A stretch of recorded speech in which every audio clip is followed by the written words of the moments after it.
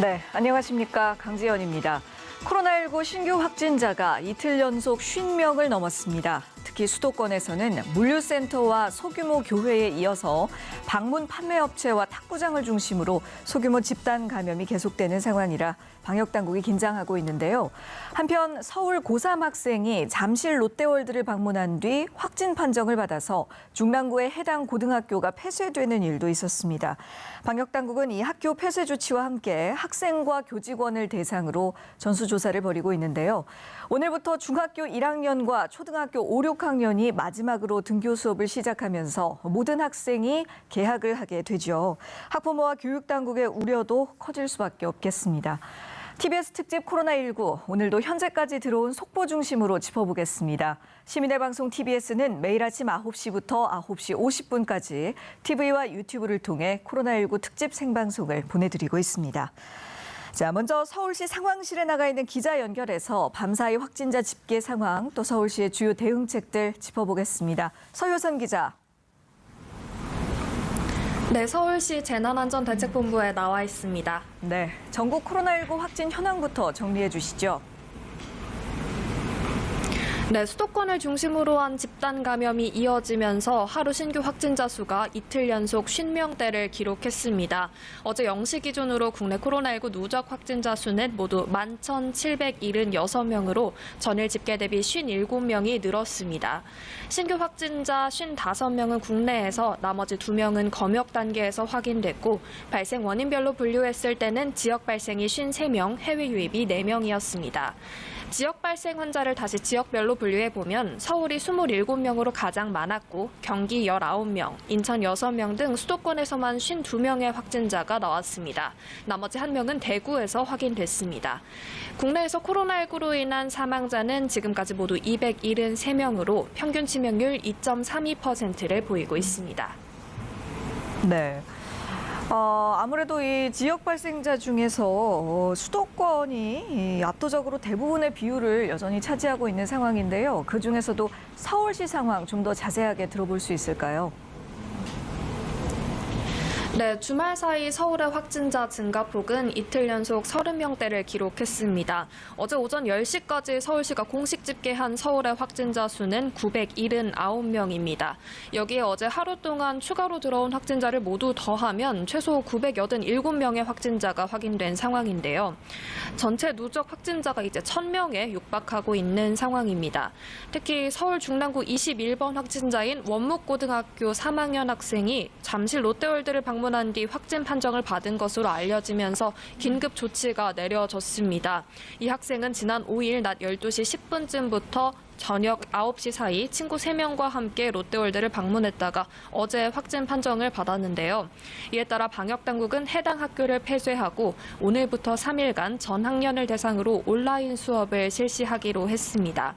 중랑구는 또 원묵고 학생과 교직원 600여 명을 대상으로 전수조사를 오늘 학교 운동장 선별진료소에서 실시할 것이라고 밝혔습니다.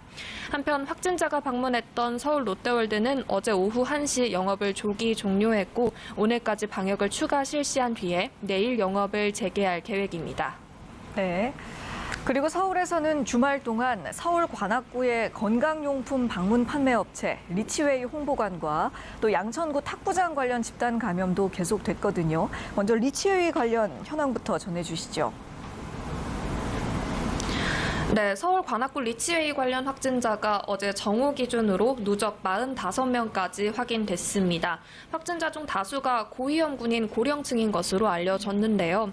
대부분 관련 확진자가 수도권에서 나오고는 있지만 비수도권 지역에서도 확진자가 확인되면서 리치웨이 관련 확진이 이제 전국으로 퍼져나가는 모양새입니다.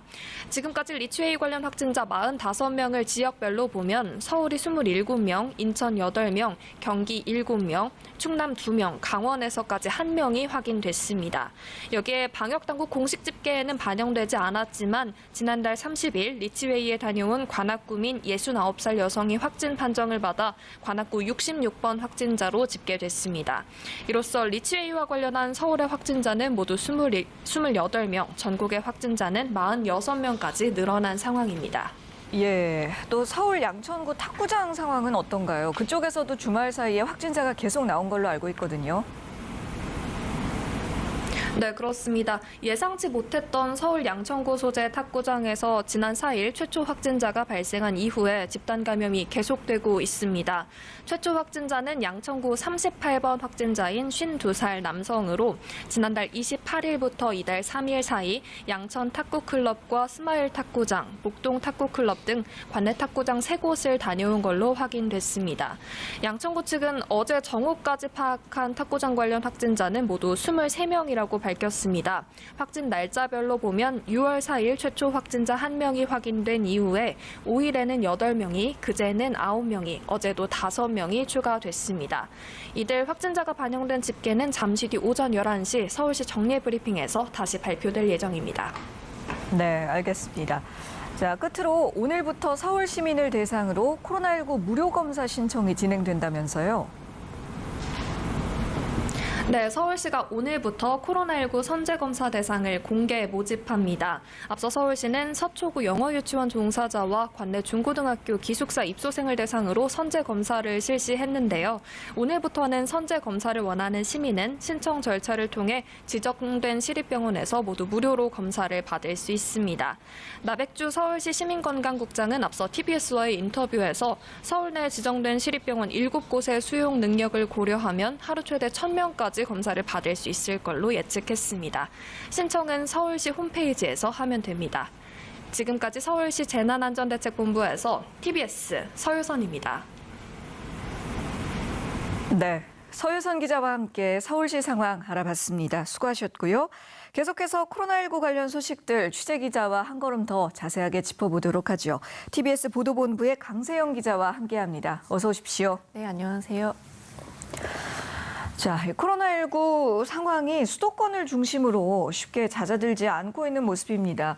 앞으로 일주일 동안이 이 코로나19의 전국적인 확산 여부를 가르는 중대 고비다. 정부는 이렇게 보고 있다고요.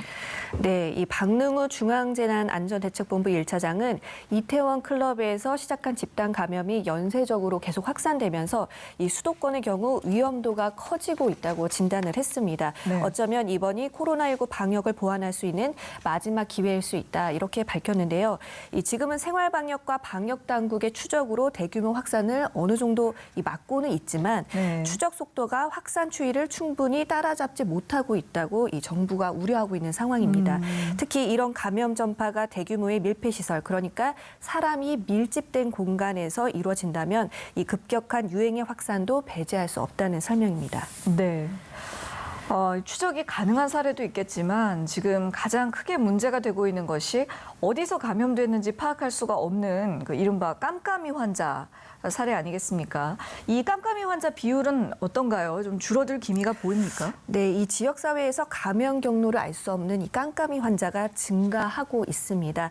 최근 2주간 신규 확진자 554명 가운데 감염 경로가 불명확한 경우는 8.7%, 48명입니다. 이전 2주간의 6.5%와 비교를 하면 이 2%포인트 정도 높아진 건데요. 다만 신규 확진자 중 자가격리돼서 확진된 사람의 비율을 뜻하는 방역망내 관리 비율은 80% 미만을 유지하고 있습니다.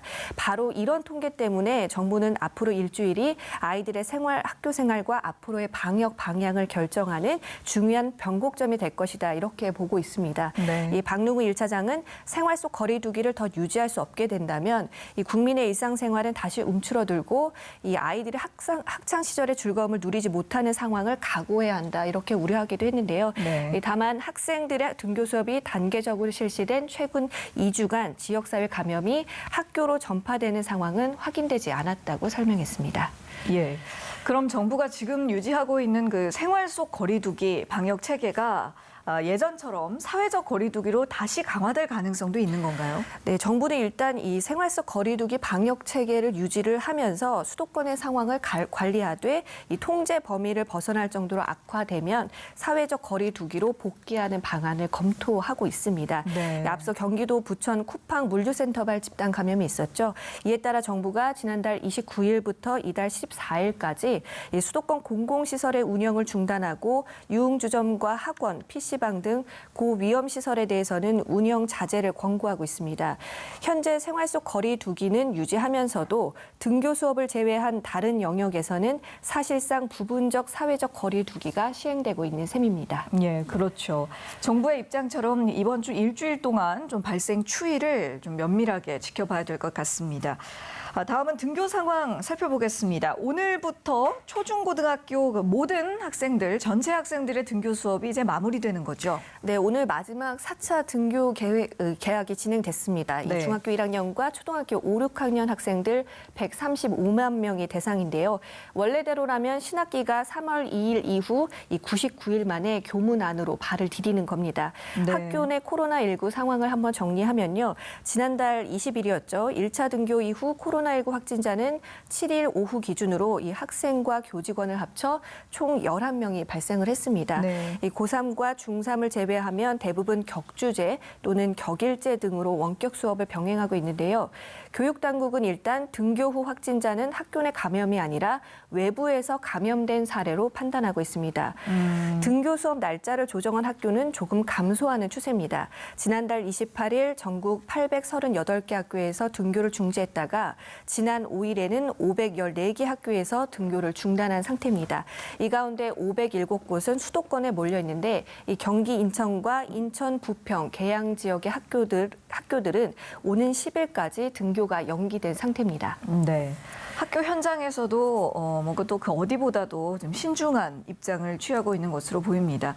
최근에 상황과 관련해서 문재인 대통령도 직접 주의를 당부하는 메시지를 올렸다던데요. 네, 문 대통령은 SNS를 통해 코로나의 재확산이 염려되는 상황이라고 했습니다. 한창 때보다 크게 줄어든 규모이긴 하지만 수도권 여기저기서 이 확진자가 발생하고 있어서 또다시 긴장된다 이렇게 밝혔는데요. 네. 한 양로원 할머니들이 보낸 편지와 선물로 받은 이 수제청을 공개하면서 손 씻기와 마스크 착용 등 조심하는 마음이 있다면 코로나 감염 고비도 이겨낼 거라고 강조를 했습니다. 네, 그렇군요. 계속해서 경제 상황도 짚어보겠습니다. 코로나19의 부정적 충격이 우리나라 산업 전반으로 확산하면서 이제 경기 위축이 본격적으로 심화하고 있다라는 내용의 보고서가 나왔다고 하는데요. 네, 한국개발연구원 이 KDI가 발간한 경제 동향 6월호를 보면 이 대내외 수요 위축으로 4월 모든 산업 생산이 큰 폭으로 감소했다고 분석했습니다. 이 4월 전 산업 생산은 전월보다 5% 감소해서 2009년 글로벌 금융위기 이후 가장 큰 폭으로 줄었습니다. 네. 경기 위축 심화라는 표현은 지난 4월부터 석 달 연속 등장하고 있는데요. 경기가 그만큼 반등하지 못하고 악화되고 있다는 것을 의미합니다. 예, 그렇죠. 업종별로 좀 더 자세하게 살펴볼까요? 네, 우선 좀 대면 접촉이 많은 서비스업 생산이 큰 폭으로 감소했습니다. 네. 이 숙박 음식점업이 마이너스 24.5%, 예술, 스포츠, 여가 서비스업이 마이너스 44.9%를 기록했습니다. 이 광공업 생산도 반도체 증가폭 축소와 자동차 감소 영향으로 4.5%가 줄었습니다. 이런 산업 전반의 경기 위축이 고용 시장에도 반영돼서 4월 취업자 수는 1년 전보다 47만 6천 명이 급감했습니다. 네. 이 KDI는 다만 5월부터 국내 방역 체계가 사회적 거리 두기에서 이 생활 방역으로 전환됐고 긴급 재난지원금이 전 국민에게 지급된 만큼 소비 부진은 일부 완화될 것으로 전망했는데요. 그러나 엎친 데 덮친 격으로 이 미국과 중국의 긴장이 고조되면서 대외 불확실성은 더 확대될 것으로 보입니다. 네. 좀 안타까운 상황입니다만 경기가 빠른 시일 안에 회복되기는 어려울 것으로 보입니다. 그런데 이 소비자들이 즐겨 찾는 외식 메뉴 가격에도 이 코로나19가 영향을 미쳤다는 이런 내용이 또 보도가 됐었네요. 네, 이 한국소비자원 가격정보 종합포털 이 참가격에 따르면 지난 4월 서울 지역의 대표 외식 품목 8개 중 4개가 코로나19가 확산되기 전인 1월과 비교해서 가격이 내렸습니다. 네. 이 가격이 하락한 품목은 냉면과 비빔밥, 자장면, 삼겹살로 가장 하락폭이 큰 거는 냉면이었습니다. 네. 이 서울 지역의 4월 냉면 가격은 8,885원으로 1월 9천 원과 비교해 115원이 떨어졌는데요. 예. 서울 냉면 가격이 내려간 건 2017년 3월 이후 처음입니다. 또 지난 1월 8,769원이었던 비빔밥 가격도 3개월 사이에 77원이 하락했고 네. 대표적 서민 음식인 자장면 가격은 같은 기간 5,154원에서 5,115원으로 0.8% 하락했습니다.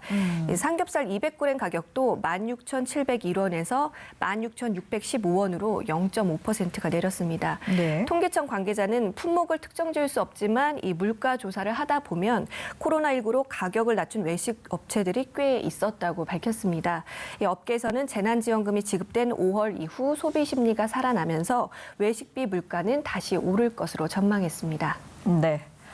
자, 마지막으로 전 세계 코로나 상황, 해외 상황은 어떤지 한번 살펴보겠습니다. 네, 전 세계 코로나19 누적 확진자는 700만 명을 넘어섰다고 국제통계 사이트 월드오미터가 밝혔습니다. 네. 확진자는 총 700만 4,800여 명, 사망자는 40만 2,300여 명으로 각각 집계됐는데요. 미국 확진자가 약 200만 명으로 전체 30%가량을 차지했고 남미가 16%로 두 번째로 감염자가 많았습니다. 네. 사망자 수도 비슷한 양상입니다. 미국이 전체 사망자의 4분의 1을 차지했고 영국이 뒤를 이었는데 남미의 사망자도 급속히 늘고 있는 양상입니다. 네네. 이 로이터 통신은 코로나19로 인한 사망자는 현재 지구상에서 가장 치명적인 감염병인 말라리아의 연간 사망자보다 많다고 분석했습니다. 이런 가운데 미중 간 코로나19 책임 공방도 계속되고 있는데요. 중국은 코로나19 발생 이래 처음으로 발표한 백서에서 이 큰 전략적 성과를 냈다고 자화자찬했습니다. 예. 또 중국 책임론을 들면서 배상 요구를 해온 미국을 겨냥해 용납하지 못한다는 입장을 재확인했습니다. 네, 이렇게 코로나19가 계속적으로 심화되고 장기화되면서 결국은 앞서 말씀해 주셨듯이 중국과 미국 간의 어떤 정치적 긴장이 고조되는 상황으로까지 지금 치닫고 있군요. 오늘 이야기 잘 들었습니다. 지금까지 TBS 보도본부의 강세영 기자와 함께했습니다. 수고하셨습니다. 네, 고맙습니다. 지금 여러분께서는 TBS 코로나19 특집 생방송과 함께하고 계십니다. 네, 계속해서 국내외 코로나19 현황과 관련 이슈들 전문가와 함께 짚어보는 순서입니다. 먼저 백순영 가톨릭대 의대 미생물학교실 교수 모셨습니다. 어서 오십시오. 예, 안녕하세요. 그리고 정철진 경제평론가도 함께하십니다. 안녕하세요. 네, 안녕하십니까. 최근 이 집단 감염이 계속되고 있습니다. 신규 확진자가 이틀 연속 50명대를 기록했는데요. 이번 달 들어서 닷새 연속으로 40명대였다가 이제 이틀 연속으로 다시 50명대로 뛰어 올라오게 된 거죠. 지금까지의 이 확산 속도와 양상을 봤을 때 어떻게 평가하시는지요? 예, 지금 우리 방역당국에서 얘기하던 50명대를 넘어섰거든요. 네. 또 이 감염원 미상이라는 것이 5% 미만으로 얘기를 했었는데 지금은 뭐 거의 9%까지 올라갔고요. 예. 또 이 경기 또 지역, 수도권 지역에서의 산발적으로 발생하는 이 유행의 양상이 상당히 넓은 부분으로 퍼지고 있고 꽤 속도도 빨라지고 있어요. 네. 결국은 이 접촉하는 동선을 확보해야 되는데 이 파악하는 숫자보다는 방역 당국이 훨씬 더 늦게 지금 파악을 하고 있기 때문에 네. 지역사회 감염이 점점 늘어갈 수밖에 없다는 이런 상황들이 지금 굉장히 우려가 되고 있기는 하지만 실제로 우리가 이태원발 클럽 일대에도 8만 명 정도를 검사했었는데 뭐 200명대였었고요. 네. 지금도 굉장히 많은 숫자, 즉 한 2만 명 정도씩을 검사를 하고 있는데 아주 폭발적으로 나오고 있는 건 아닙니다. 예. 하지만 감염원 미상이라는 것이 굉장히 많이 나오고 또 고령층까지 가고 있거든요. 네. 그런 이 전파의 고리들을 꺾기는 굉장히 쉽지 않은 부분이 있어서 지금 우려가 큰 상황입니다. 예. 감염원을 알 수 없는 그 깜깜이 환자들이 늘어나고 있는 데다가 이제는 그 어떤 확진자들의 연령층이 고령대로까지 올라가고 있기 때문에 앞으로 더 큰 문제가 예상이 될 수가 있다라는 말씀하셨는데요. 사례를 한 가지 좀 살펴보겠습니다. 용인 수지구의 큰나무교회 신도 32명 중에서 14명의 확진자가 또 나왔어요. 소규모 교회 집단 감염에 대한 방역 중요성이 여전히 제기되고 있는데 상대적으로 좀 영세하다 보니까 어떤 방역 인프라를 갖추기가 어렵고 또 워낙 가족 같은 분위기다 보니 서로 간의 거리를 두고 유지하는 데 있어서 방심을 할 수가 있다. 이런 지적들이 있습니다. 자, 내가 속한 공동체에서의 방역 어떤 식으로 대응을 하면 좋을지 조언 부탁드릴게요. 예, 공동체에 있어서의 방역이라는 것은 실제로 우리 주변 환경에 있는 상황은 지금 똑같습니다. 하지만 네. 지금 우리 개인 수칙들 잘 지키고 있고 또 방역 당국도 잘 하고 있는데 선제적인 이 방역이 필요한 상황이거든요. 네. 현재로서는. 따라서 지금 서울시에서 오늘부터 하고자 하는 그 집단적으로 원하는 사람들한테 모든 것을 진단을 받게 하는 것, 또 두 번째로는 지금 입영장정들 같은 경우도 다 하고 있거든요. 전수조사를 네네. 하는데 그렇게 많이 나오고 있지는 않아요. 근데 경기도인 경우에 있어서는 실제로 지금 그 기업체에 반을 준다고 그러거든요. 예. 그 반을 보조해 줌으로 해갖고서 경기도 지역에서는 기업체들에서 많이 나오고 있기 때문에 이 실제 증상이 없는 사람이라 할지라도 좀 받게 할 수 있는, 또 예. 우리가 면역 진단을 해야 되는 부분이 있는 것이 이 지금 진단을 한다고 해도 음성이 나온다고 해도 실제는 지금은 음성이지만 과거에 걸렸는지 안 걸렸는지 알 수 없고 또 현재 초기라면은 감염을 알 수 없는 상황이기 때문에 네. IgG, IgM과 같은 이런 면역 진단을 함으로 해서 우리 현재의 지금 감염 상황 혹은 과거에 내가 노출돼서 지금은 면역력이 생겼는지 이런 것들을 다 알 수 있는 이런 상황이기 때문에 이런 선제적인 연결고리를 끊기 위한 방역이 지금 필요한 시기로 보입니다. 예, 선제적인 대처, 특히 면역 상태에 대한 점검도 필요해 보인다. 그런데요, 비단 이제 앞서 말씀드렸던 이런 종교적인 모임, 종교 단체뿐만 아니라 영세한 소상공인들의 가게에서도 이 방역 측면에서 비싼 어려움을 겪고 있을 것 같아요. 그렇습니다. 일단 여유가 없어서 그런 건데요. 그렇지요. 근데 우리가 고강도 사회적 거리두기를 했을 때는 아예 영세 소상공인들의 이런 가게에는 소비자들이 찾지를 않았었죠. 그리고 네. 이제 생활 속 거리두기로 바꾸고 나서 현재의 모습들을 좀 보면 일단 그야말로 좀 매출이 조금 나오고 있거든요. 근데 이런 상황에서 또 방역까지 함께 신경 쓰기는 보통의 소상공인 분들에게는 상당히 힘들지 않느냐. 네. 그러니까 뭐 휴업을 한다든가 방역을 하고 뭐 이렇게 뛰어서 앉고 이런 것도 뭐 대규모 프랜차이즈나 뭐 기업형 프랜차이즈에서나 좀 가능한. 그러니까 오히려 더 방역이 필요한 곳은 못하고 좀 괜찮은 곳은 더 강하게 하게 되는 일종의 예. 역설적인 상황이 그렇게 나오고 있고요.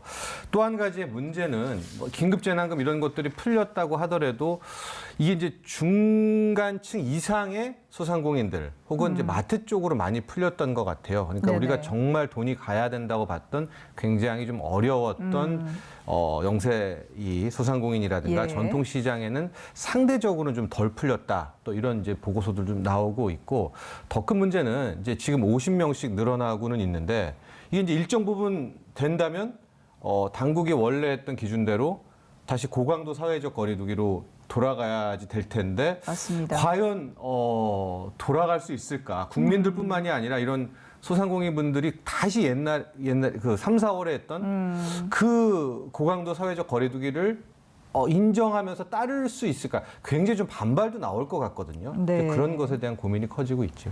예. 그러니까 이 어떤 그 경제적인 측면에 대한 고려도 이제는 배제할 수가 없다라는 그렇습니다. 말씀이신 것이죠. 네, 워낙 이 그렇습니다. 사태가 길어지고 있다 보니까요. 자, 또 근로자의 경우를 살펴보면 회사에 다니는 직장인들, 근로자의 경우 재택근무는 지금 말씀드린 것처럼 어떤 대기업이나 사무직일 경우에는 뭐 재택근무를 할 수도 있겠습니다. 그런데 몸으로 일하시는 육체 노동자들이라든가 특히 그 택배 노동자들의 경우는 코로나19가 발생한 이후에 더 열악한 환경에서 더 강한 업무에 시달리고 있잖아요. 네, 그러니까 대형 프랜차이즈와 영세 소상공인에 나타났던 그 방역의 역설이 네. 이제 근로자에게도 비슷한 패턴으로 나타나고 있는데요.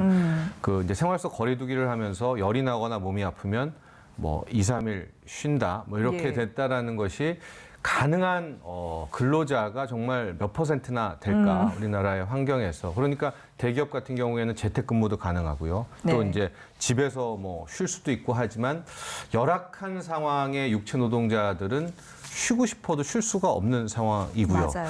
또 하나가 이제 택배 근로자에 대해서는 따로 좀 생각을 해봐야 될 것 같은데 이게 왜 그러냐면 이제 오프라인 소비가 줄고 이제 언택트다 이러면서 온라인 소비의 매출이 지금 기본으로 30~40%가 폭증을 하면서 네. 이쪽의 택배 수요는 거의 폭발적입니다. 예, 이거는 예. 뭐 택배 수요뿐만이 아니라 택배 포장지, 뭐 택배 박스까지 다 어마어마한 매출이 나오고 있는데 이분들은 쉴 수가 없죠. 그래서 뭐 택배 노동자들 사이에서는 코로나 잔혹사다 뭐 이렇게 얘기는 나오고 있는데 네. 이런 택배 단기 노동자 분들에 대한 관리는 이걸 어떻게 해야 되나? 이분들을 그럼 쉬게 해야 되나? 그렇다면은 온라인의 매출도 이게 못 따라잡는 거 아니겠습니까? 예. 그렇다면 전체적인 내수 경기가 우리가 노렸던 내수 경제 회복이 타격을 받게 되는 또 그런 역설적 상황도 함께 존재하고 있는 것 같습니다. 네, 그렇습니다.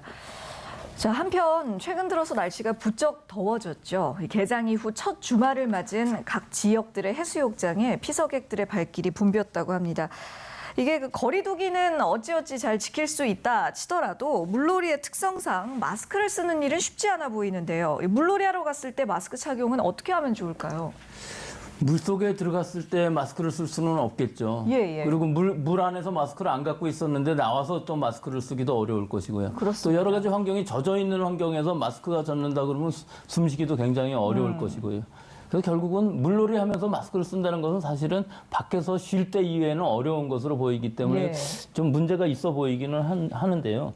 실제로 이 거리두기라는 것이 물속에 있어서의 거리두기도 상당히 중요합니다. 이 미국에서도 이 풀장에서 걸렸을 경우 물속에서 너무 가까운 접촉에 의해서 걸렸던 경우들이 많이 있고 네. 그 이외에 물 밖으로 나왔을 때 이제 여러 가지 접촉할 물건들이라든지 또는 부대 시설들이라든지 이런 데서 감염될 확률이 굉장히 많은데 아직은 그렇게 많은 사람들이 모이는 게 아니기 때문에 이 2m 거리두기가 가능하긴 한데 이제 올 여름이 되어서 실제로 보도들에서 나오는 작년 여름만 해도 엄청나게 많은 사람들이 바닷가에 모여 있지 않습니까? 네. 이렇게 되면은 거리두기가 불가능하게 되는 것이죠. 맞죠. 그럴 때에는 마스크를 이제 쓰고서 해변가에 있어야 되는 것인데 실제 감염되는 것은 물속은 바닷물에서 비말이 튀었다 할지라도 그것은 다 희석돼서 없어지고요. 강물도 마찬가지이고 실제 그 수영장이라고 할지라도 염소 소독이 잘 되어 있기 때문에 물로 인해서 감염되는 경우는 없지만 네. 물 밖에서의 간접적인 접촉되는 물건들은 굉장히 많습니다. 결국은 예. 실내인 경우에 있어서는 휴게실이라든지 탈의실 뭐 모든 부분에서 결국은 우리 물놀이 시설이 아닌 곳에서 하는 것과는 똑같기 때문에 네. 가능한 한 그런 데를 이용하지 마시고 또 개인 위생 철저히 하고 거리두기를 한다면은 안전한 물놀이는 할 수 있을 것으로 보입니다. 네. 그 방역 당국에서는 그래서 사실 물놀이 할 때는 마스크를 착용하지 않아도 된다 뭐 이렇게 언급을 했었거든요. 지금 교수님께서도 방금 말씀하신 것처럼 그렇다면 뭐 물놀이를 하다가 입으로 물이 들어갈 수도 있고 또 일부 어떤 사람들의 경우는 뭐 물에 침을 뱉으시는 분들도 좀 많고 근데 이런 물을 통한 감염은 걱정할 필요는 없다는 말씀이신 거죠. 예, 그렇습니다. 결국은 비말 안에 있는 것은 호흡기에서 나온 것이 감염이 되는 것이고 사실은 침은 소화기에 속하거든요. 네. 근데 침방울이라는 것은 결국은 침을 통해서 나가기 때문에 상당히 많이 나올 수는 있지만 그 희석된다는 것은 엄청난 물의 양이기 때문에 그 물을 마신다고 해서 우리가 감염이 되기는 어려워요. 그럼 오히려 말씀하신 대로 뭐 탈의실이라던가 뭐 어떤 거리두기를 좀 느슨하게 하였을 때 그 비말을 통한 감염이 이루어지지 않도록 그 부분에 더 신경을 쓰는 것이 맞겠군요. 예, 그렇습니다. 네. 자, 또 다른 이야기를 해볼까 합니다. 잠실 롯데월드 주말 동안 뉴스 많이 보셨을 텐데요. 어제 잠실 롯데월드는 확진자가 다녀가서 이제 폐쇄가 된 상황인데 또 다른 쪽에서는 관광 활성화를 위해서 입장료를 할인한다거나 또 이런 행사들이 많습니다.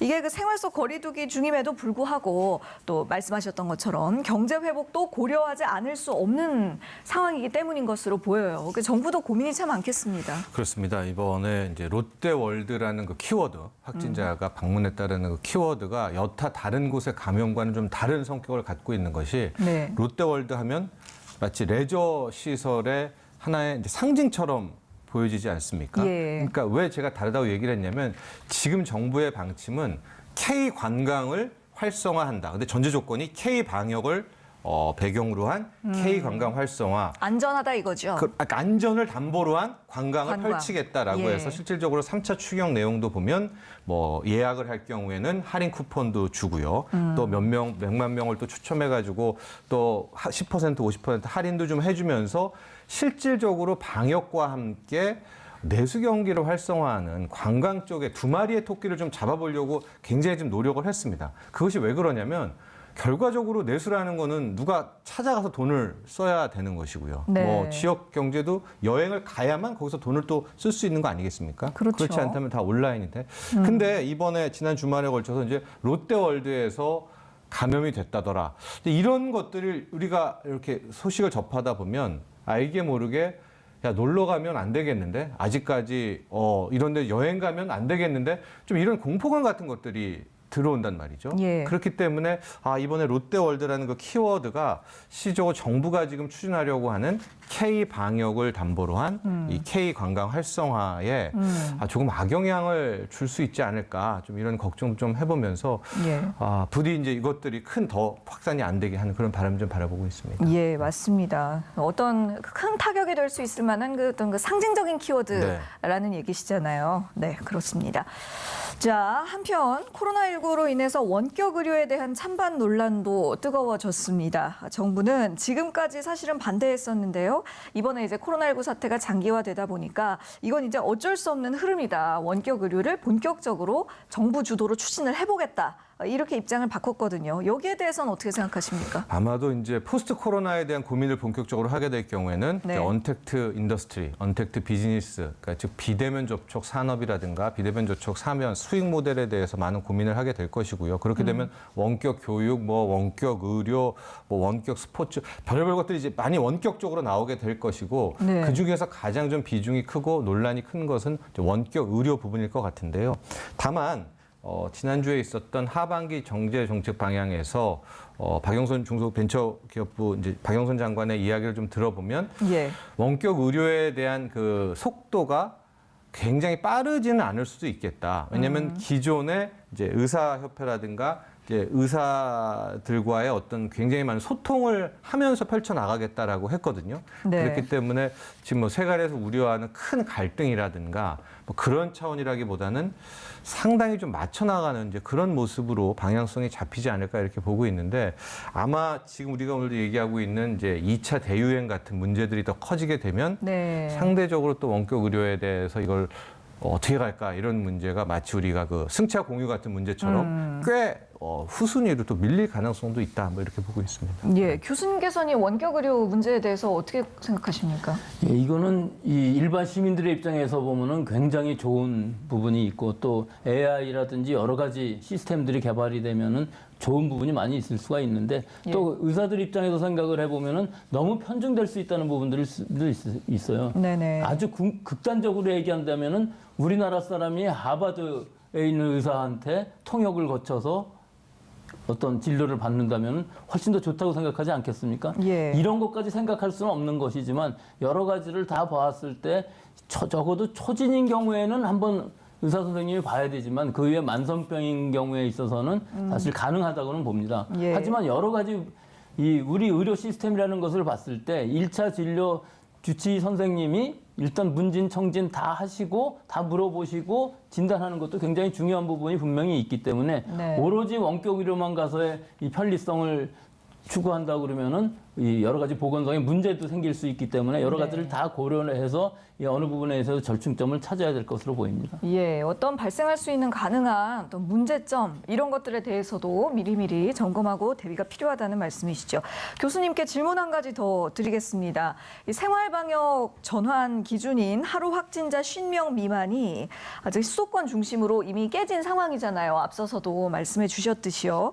그래서 수도권만이라도 다시 사회적 거리두기 단계로 돌아가야 한다라는 의견이 점점 커지고 있는데 여기에 대해서 개인적인 의견은 어떠신지요? 예, 뭐 일반적으로 생각할 때도 그렇게 돌아가는 것이 맞는 것으로도 보이지만 네. 실제 지금 50명이라는 기준은 한 2주일간을 통계를 냈을 때 50명이 넘어가는 것을 기준으로 해갖고서 이제 그 이하니까 생활 방역으로 완화한 것이거든요. 네. 근데 지금 상황으로 봤을 때는 물론 통계상으로는 2주일 내에 50명을 넘어가지 않고 통제 범위 안에 있다고는 보이지만 예. 실제 여러 가지 상황을 보면 굉장히 우려되는 부분이 많잖아요. 네네. 그래서 일시적으로 이 서울 수도권의 경우에 있어서는 여러 가지 집합 제한 명령이라든지 이런 것들을 가지고 또 일반 국민들도 거의 뭐 사회적 거리두기에 준하는 방역을 개인 위생을 하고 있는 것으로는 보여요. 네. 그래서 이것을 지금 바로 할 것이 아니라 가능한 한 생활 방역을 유지하면서 우리가 모든 것을 다 한다면은 즉 개인 위생도 하고 또 방역 당국이 잘 못 쫓아가고 있기 때문에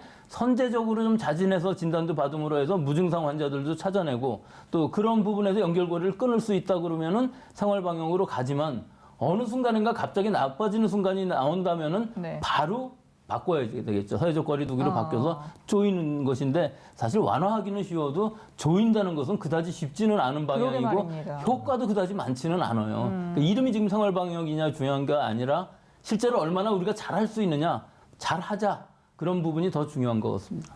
잘 알겠습니다. 자, 이번에는 등교 개학 이야기로 넘어가 보겠습니다. 오늘 중학교 1학년과 초등학교 5, 6학년생 135만 명을 마지막으로 해서 4차례에 걸친 순차적인 등교 수업 일정이 마무리가 됐습니다. 현재까지 등교를 중지하고 있는 학교가 500여 곳이 되기는 하지만 지금까지 학교 내에서 이루어진 2차 감염 사례는 나오지 않았거든요. 그렇다면 지금 같은 이 등교 수업 무리는 없다고 보시는지요? 그렇습니다. 이제 이번 주가 끝을, 그러니까 이번 주 금요일이 될 경우에는 이제 거의 전국의 모든 학교 중1과 초등학교 5학년, 6학년도 등교를 하게 되기 때문에 완전히 이제 원상 회복이 되는 이제 그런 한 주가 될 것 같습니다. 네. 실질적으로 당국도 많이 노력을 하고 있고요. 지금 가보면은 뭐 방역 태세라고 해서 교실 내 책상 간격도 굉장히 떨어져 있기도 하고, 맞아요. 뭐 선택권이라고 해서 뭐 무슨 요일에 오겠습니까? 학부형들한테 또 받고, 또 상당수 아예 아이를 안 보내겠다라고 하는 학부형한테는 한 달 이상의 가정 내 학습도 이제 그런 하는 학습권 같은 선택도 이제 부여를 하게 됐고요. 또 네. 뭐 항상 식사 시간에도 그렇고 수업 시간에도 아이들 마스크 착용하게 하고 굉장히 이제 강력하게 학교에서도 이제 방역에 힘을 쓰고는 있는데요.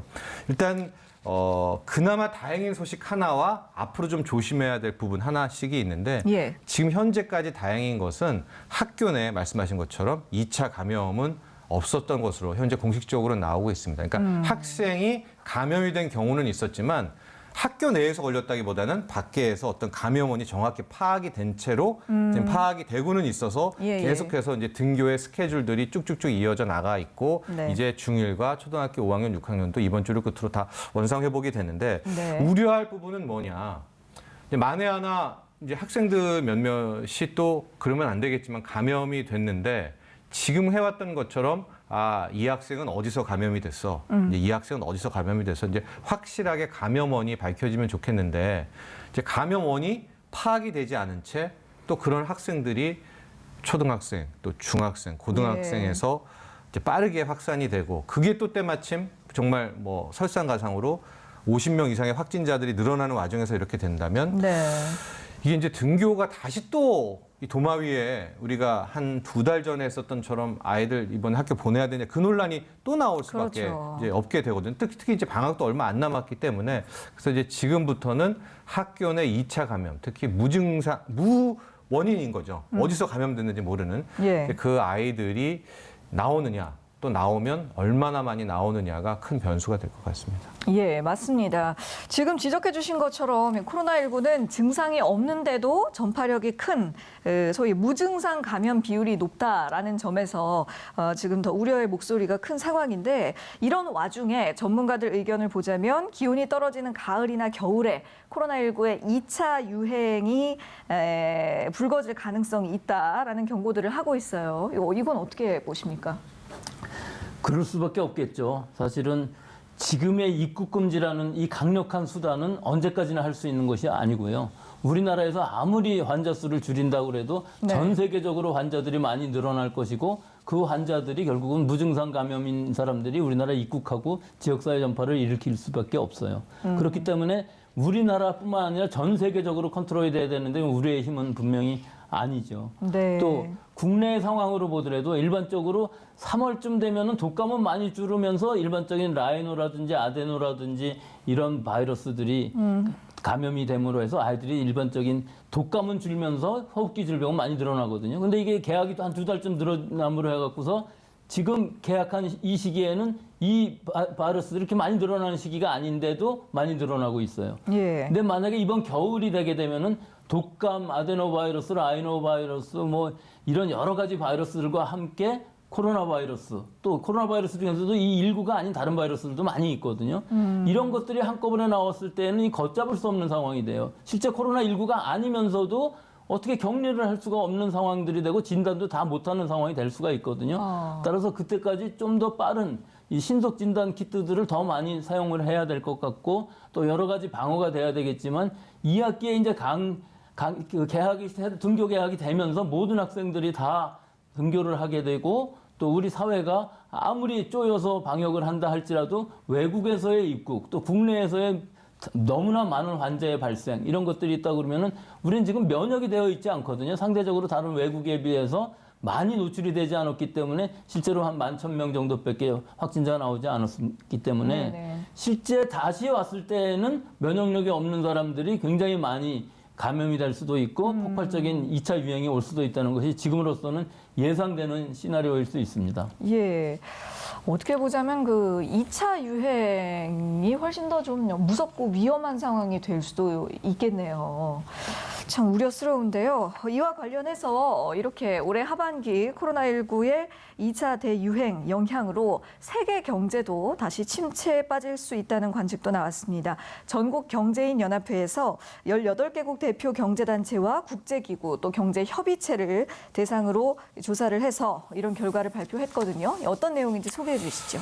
그러니까 이제 하반기 2차 대유행에 대한 이야기인데요. 경제적 네. 측면에서는 하반기 2차 대유행이 오면 안 됩니다. 뭐 이건 진짜 당위적으로 안 되고 무조건 안 되는 그런 상황인데 그럼요. 만에 하나 하반기 2차 대유행이 오게 된다면 우리가 많이 얘기하는 더블 딥이 나올 수밖에 없죠. 그러니까 한번 바닥은 찍었고요. 지금 회복이 되는 차원에서 다시 한번 바닥을 찍게 되고 항상 이렇게 두 번의 더블 딥이 오게 되면 회복하는 데는 이제는 이제 과거와 V자 반등을 완전히 놓쳐버리기 때문에 네. 뭐 2021년, 2022년 깨나 가야 다시 이제 정상 궤도로 올라가는 그런 모습이 됩니다. 실질적으로 최근에 나온 경제 전망들을 좀 보면은요, 우리의 한국은행이라든가 우리 정무라든가 민간경제연구소에도 굉장히 특이한 점을 볼 수가 있는데 세 가지 시나리오를 항상 말합니다. 네. 그러니까 가장 좋은 거, 현재, 가장 나쁠 때 각각 달라요. 그러니까 가장 좋은 건 뭐냐? 백신이라든가 치료제가 바로 나와서 예. 빠른 회복이 되는 것. 보통인 경우는 현 상태로 쭉 가는 그런 흐름. 네. 최악의 경우가 바로 2차 대유행, 하반기 2차 대유행을 늘 지금 전제를 하고 있는데요. 예. 한국은행 같은 경우에도 현 상태로만 간다면 일단 마이너스 0.2%로 올 한 해는 막아낼 수가 있지만 네. 만에 하나 2차 하반기 대유행이 오면 마이너스 1.6까지 완전히 떨어지고 있고요. 예. 기획재정부 역시 현 상태로만 가면 어쨌든 마이너스는 아니라 0.1% 플러스 성장이 나오지만 홍남기 경제부총리도 말했지만 2차 대유행이 온다면 이제 마이너스도 그 폭도 이제는 가늠할 수가 없게 되고 있기 때문에 네. 이게 참 방역, 건강, 생명, 의료 측면에서도 그렇지만 2차 대유행이라는 것은 뭐 이제 실물 경제, 금융시장 모두 왔을 경우에는 우리가 1차 때 받았던 것보다 더 크게 다가오거든요. 예. 그런 또 차원이 있다는 것을 말씀드리고 싶습니다. 네. 예, 그렇습니다. 그리고 또 비단 또 우리나라만의 경제적인 타격이 아니라 이것이 어떤 전 세계적인 경기 침체에 그런 어떤 좋지 않은 결과를 낳을 수 있다는 것이 더욱더 큰 문제겠지요. 지금 이 전 세계 코로나19 확진자 수가 700만 명에 육박하고 또 사망자는 40만 명을 넘어선 상황입니다. 여기다가 또 남녀의 기대 수명이 최대 3년까지 줄어들 수 있다라는 그런 분석 보고서도 나와 있거든요. 코로나19가 장기적 사망률에 영향을 미친다라는 이 가능성에 대해서 교수님께서는 어떻게 생각하세요? 예, 미치죠. 그렇지만 지금 현재 이 코로나19에 의한 사망, 직접적인 사망은 통계가 확실치가 않아요. 그는 의료 공백인 상태에서 이 이탈리아의 경우에 있어서 사실은 진단도 못 받고 사망한 사람들이 굉장히 많을 수가 있고요. 또 영국 같은 경우에도 NHS 시스템의 특성상 굉장히 오래 걸리거든요. 병원에 가기까지가. 예. 그래서 진단 못 받고 사망한 사람들이 많이 있기 때문에 이건 통계적으로 보면은 지금 태어난 아이가 얼마나 살 수 있느냐가 기대 수명이에요. 네. 그러니까 올해 지금 태어난 아이들이라는 것은 계산을 할 수가 없기 때문에 지금 얼마나 사망하느냐 이것들은 1년 통계가 항상 일정하거든요. 예. 그래서 내년에 보면은 올해 1년간 사망한 사람들이 작년에 비해서 얼마나 많이 늘었느냐. 즉 코로나19에 의해서 직접적으로 사망했다는 사람보다 뭐 거의 몇 배 이상 많을 겁니다. 이런 계산이 나온다고 그러면은 뭐 3년까지는 좀 무리가 있지만 1, 2년 정도의 기대 수명이 줄어드는 건 분명히 있을 수 있는 일이지만 네. 사실 우리나라만의 환경을 보면은 이런 기대 수명은 별 차이가 없을 것으로 보이지만 유럽이나 미국 또는 이제 남미 같은 데서 올해가 지나고 나면은 3년보다 더 늘어나는 나라도 있을 수가 있는 이런 네. 지금 최악의 상황으로 가고 있는 건 사실입니다. 그러니까 우리나라보다도 이 코로나19로 인한 피해가 좀 심각했던 뭐 유럽이라던가 그런 지역들에서는 충분히 그 남녀 기대 수명에 좀 영향을 미칠 수가 있겠다라는 전망을 해주셨습니다. 자, 이 마스크 얘기도 좀 잠깐 해보도록 할게요. 정부가 더워진 날씨에 대비해서 보건용 마스크 대신에 생각해낸 게 바로 침방울 차단용 마스크가 되겠습니다. 지금 이게 매일 품절 사태를 빚고 있을 만큼 많은 분들이 찾고 계신데요. 기존 보건용 마스크보다 가볍고 또 그 숨쉬기도 편안한 대신에 차단력은 조금 떨어진다고 해요. 이 마스크 사용하는 것도 괜찮을까요, 안전상? 예, 지금 현재 뭐 일반 사람들이 사용한다면 굉장히 좋은 마스크일 수가 있죠. KF80이라고 하지만 이 마스크는 KF55에서 80 정도고 예. 방수 기능이 있기 때문에 비말을 밖으로 나가지 않게끔 하는 데는 굉장히 좋은 역할을 할 수가 있지만 사실 방어력은 좀 떨어질 수는 있겠죠. 예. 또 입체적으로 되어 있기 때문에 보건 마스크처럼 완전히 밀착해서 쓸 수가 있는 부분이 있는데 네. 아주 밀집한 장소에서 또 환기가 안 되는 상황이라면 보건 마스크를 써야 되겠고 또 환자라고는 혹은 환자가 옆에 있다고 그럴 경우에 있어서는 이런 마스크를 쓰면 곤란하겠지만 일반적으로 학생인 경우에 있어서도 하루 종일 쓰기에는 이 마스크가 훨씬 더 좋을 것 같은데 이것이 지금 식약처의 의약 외품으로 인증을 받은 상황이기 때문에 품질은 인정받을 수 있는 상황이고 예. 또 일반 국민들이 잘 구할 수만 있다면 좋겠는데 아직은 수급이 문제가 있고 이 값도 완전하게 결정된 것은 아니기 때문에 이런 부분들은 좀 걱정이 있습니다. 예, 그렇군요. 잘 알겠습니다. 지금까지 이 백순영 가톨릭대 의대 미생물학교실 교수 그리고 정철진 경제평론가와 말씀 나눴습니다. 두 분 수고하셨습니다. 오늘 저희가 준비한 내용은 여기까지입니다. 오늘도 건강한 하루 보내시고요. 시청해주셔서 고맙습니다.